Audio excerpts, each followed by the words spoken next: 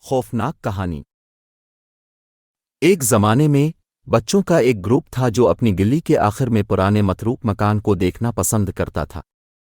انہوں نے گھر میں عجیب و غریب واقعات کی کہانیاں سنی تھیں، لیکن وہ ان پر یقین نہیں کرتے تھے۔ ایک دن انہوں نے گھر کو تلاش کرنے کے لیے ایک جرات مندانہ مہم جوئی پر جانے کا فیصلہ کیا۔ جیسے ہی وہ سامنے کے دروازے سے داخل ہوئے، انہیں اپنی ریڑھ کی ہڈی میں سردی کی لہر دوڑتی محسوس ہوئی۔ ہوا دھول سے بھری ہوئی تھی اور ہر سطح پر کوب جالے چھائے ہوئے تھے۔ بچے الگ الگ کمروں کو تلاش کرنے کے لیے الگ ہو گئے، لیکن انہیں جلد ہی احساس ہو گیا کہ کچھ گڑبڑ ہے۔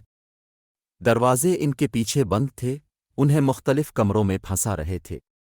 کھڑکیاں بند کر دی گئی تھیں اور کوئی فرار نہیں تھا۔ جب وہ باہر نکلنے کا راستہ تلاش کر رہے تھے تو انہیں تہ خانے سے عجیب و غریب آوازیں سنائی دیں۔ انہوں نے احتیاط سے سیڑھیوں سے نیچے کا راستہ بنایا اور پرانی گڑیوں سے بھرا ایک خفیہ کمرہ ملا۔ وہ بھیانک آواز میں بولنے لگے، تمہیں یہاں نہیں آنا چاہیے تھا۔ بچوں نے بھاگنے کی کوشش کی لیکن گڑیوں نے انہیں گھیر لیا تھا۔